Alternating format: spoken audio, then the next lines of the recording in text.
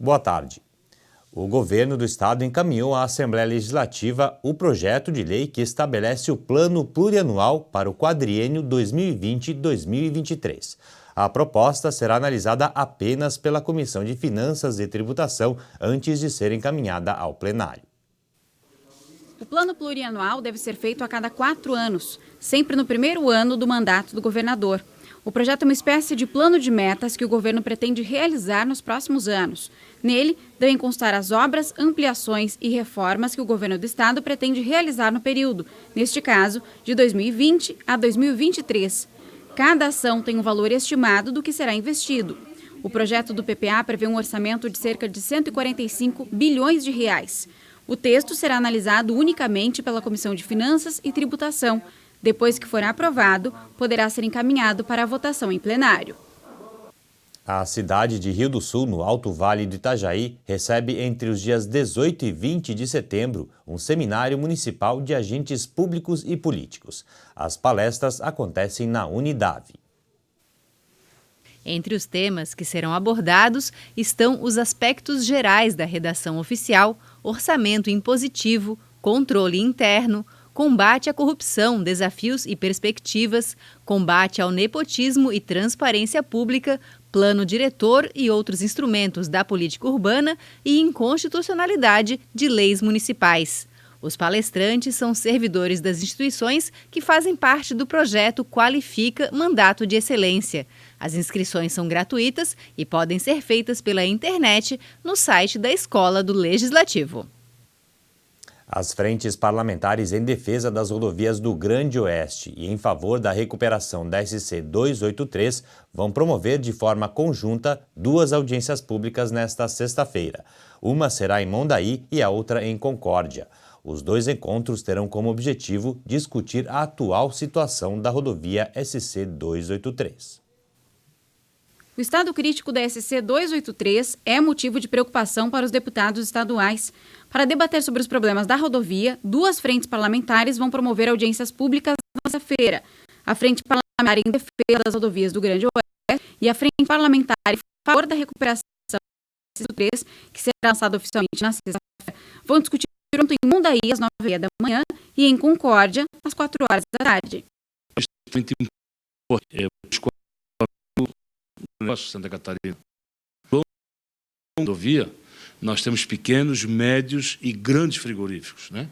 Que abastecem o mundo inteiro. Temos a Sadia, temos a Seara, temos a JBS, são grandes empresas que estão instaladas ao longo da rodovia, que infelizmente ao longo desses últimos anos não sofreram a manutenção que deveria ter sido dada para a rodovia, razão pela qual encontram-se lastimavelmente num processo muito acelerado de deterioração. E as audiências públicas servirão para dar um chamamento ao governo, pedir, solicitar, né, levar ao conhecimento do secretário de Infraestrutura, do governador do Estado, dos reclamos da sociedade como um todo que usa a rodovia diariamente, né? E se nós não cuidarmos da rodovia, evidentemente que ela vai continuar se deteriorando, como disse, mas mais ainda, vai prejudicar o escoamento da produção e vai continuar tendo uma quantidade maior de acidentes. E isso nós não queremos. As audiências foram propostas pelos deputados Altair Silva e Marcos Vieira. A SC 283 inicia em Concórdia e vai até Itapiranga, no extremo oeste. A rodovia tem 233 quilômetros e passa por 15 municípios, mas nunca foi recuperada. E a Assembleia promoveu uma sessão solene em homenagem aos 70 anos do bairro Juventude, em Criciúma. O evento foi realizado no Cine Teatro Itália. Declaro aberta a presente sessão. A sessão foi proposta pelo deputado Luiz Fernando Vampiro e aprovada por unanimidade. O evento contou com a presença de várias autoridades e pessoas ligadas à instituição. Placas e certificados foram entregues a personalidades que, de alguma maneira, contribuíram para o desenvolvimento de crianças e jovens nesses 70 anos de fundação do bairro da Juventude. Mais de 1.000 crianças são atendidas todos os dias, alunos de 4 meses a 18 anos. Educação, alimentação, cursos profissionalizantes, transporte são alguns dos serviços oferecidos. Fundado pelo Rotary Club, até 1975 foi administrada pela Congregação Rogacionista. Hoje é a comunidade formada por 25 entidades e clubes de serviço. Eles são os responsáveis pelo sucesso e transformação na vida de crianças e adolescentes. E você vai ver a seguir a segunda reportagem da série sobre o cultivo de peixes de água doce no estado. A gente volta em instantes.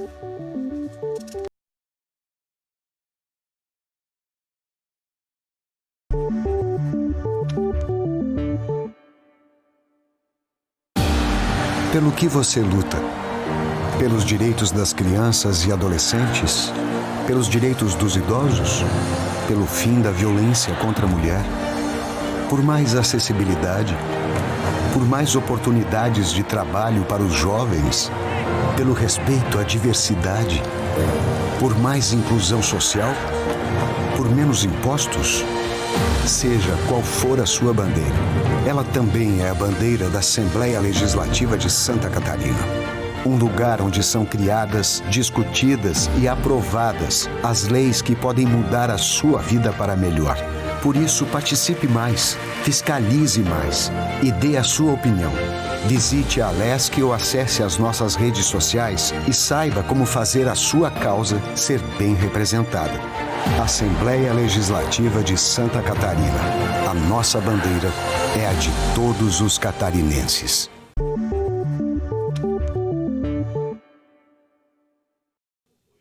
O Jornal do Parlamento começou a exibir ontem uma série de reportagens sobre o potencial de Santa Catarina no cultivo de peixes de água doce.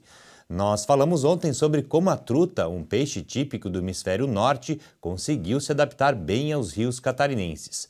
Hoje você vai saber como os avanços e os desafios da produção de tilápia estão alavancados no estado. A reportagem é de Daniela Legas e Patrick Domingos.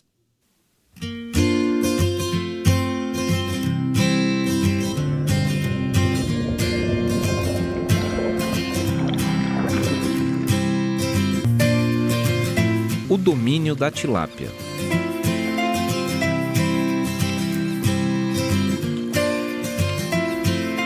Em 2018, a criação de tilápia no Brasil alcançou a marca de 400 mil toneladas, tornando o quarto maior produtor do pescado, atrás apenas da China, Indonésia e Egito.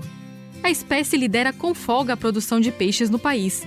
De todo o pescado produzido em águas brasileiras, 55% é tilápia. Os números impressionam. Uma espécie de peixe que nem é nativa daqui, tem origens na África e no Oriente Médio, conseguiu se adaptar e dominar a criação de pescados no país. E isso tem uma explicação bastante simples. A tilápia consegue sobreviver em quase qualquer ambiente. Diferente da truta, que só dá certo se a água for gelada, corrente e cristalina. A tilápia é um dos peixes mais tolerantes a águas com baixa oxigenação, ambientes com grandes oscilações de temperatura e ainda resiste bem a doenças. A criação de peixes de água doce aqui no estado é liderada de longe pela tilápia, que responde por 74% do mercado. O perfil do estado catarinense, com pequenas propriedades e cooperativas, colaboram para o desenvolvimento da atividade. Junto a tudo isso, o estado investe em pesquisa e tecnologia para tornar o peixe cada vez melhor.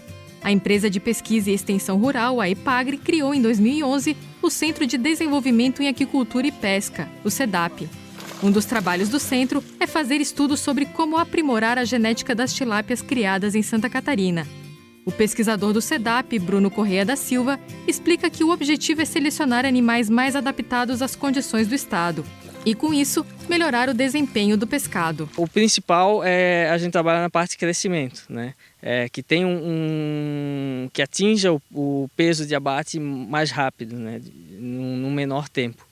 Mas também uma tilápia melhor, hoje a gente já está se preocupando com outras características também, que são muito importantes, como o rendimento de filé e resistência a algumas doenças, né? Que em Santa Catarina ainda não são tão frequentes, mas que têm já afetado outros estados como o Paraná, São Paulo. Então a gente já está de olho em começar a trabalhar nessa parte de resistências, de controle de doenças também.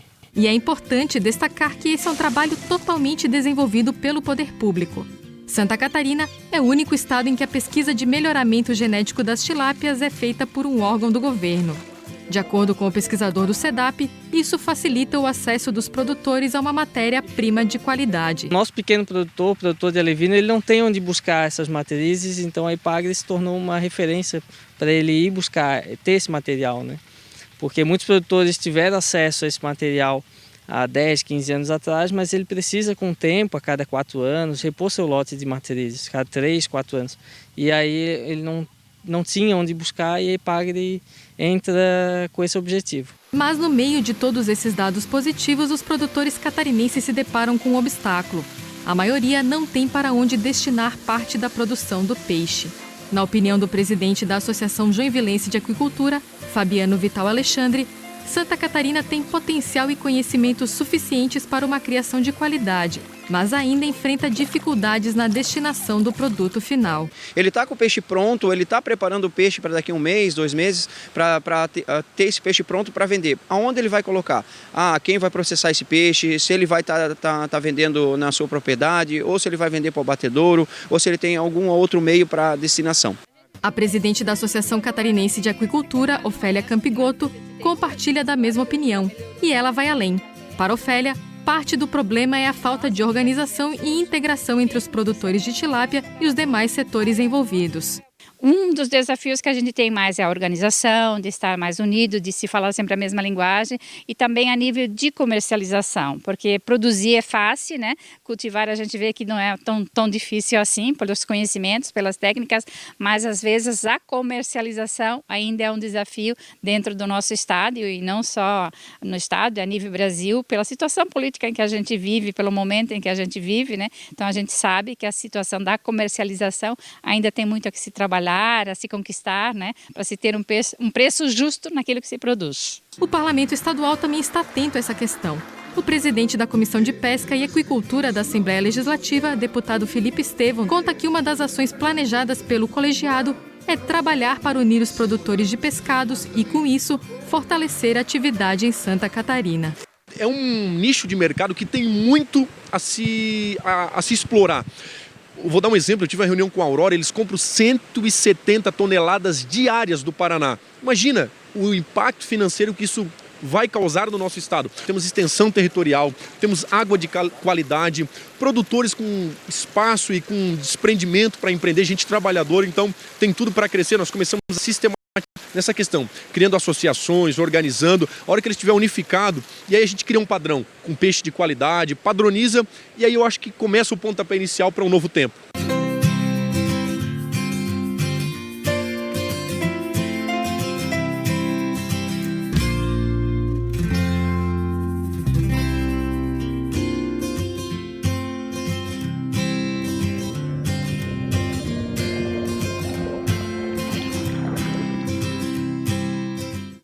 E a gente encerra a edição de hoje com uma exposição aberta ao público aqui no Parlamento.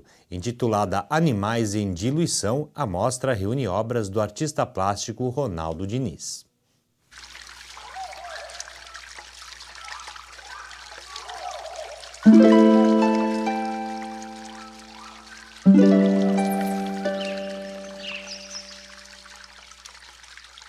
Nas pinturas, animais que estão ameaçados de extinção. A melancolia parece estampada nos olhos. Aos poucos, eles vão deixando de ser, se diluindo em preto e cinza.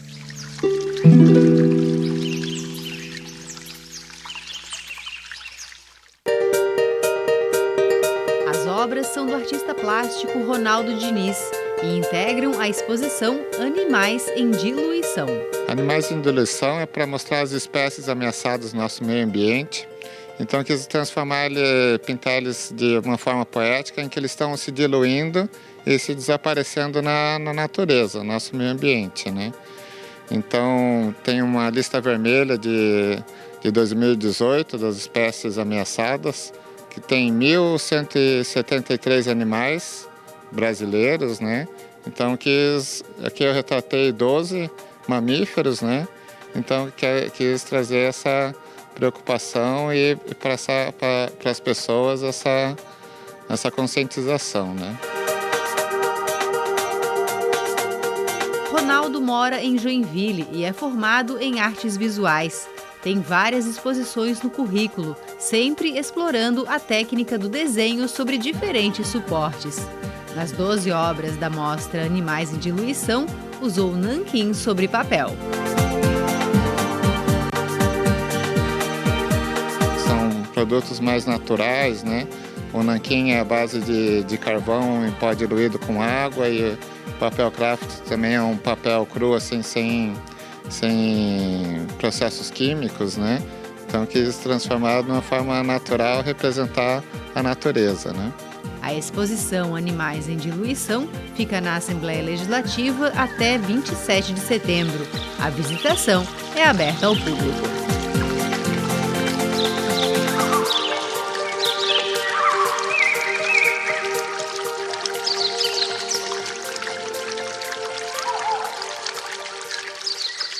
E o Jornal do Parlamento termina aqui. Outras informações às 6h45 no TVA Notícias. Uma boa tarde para você.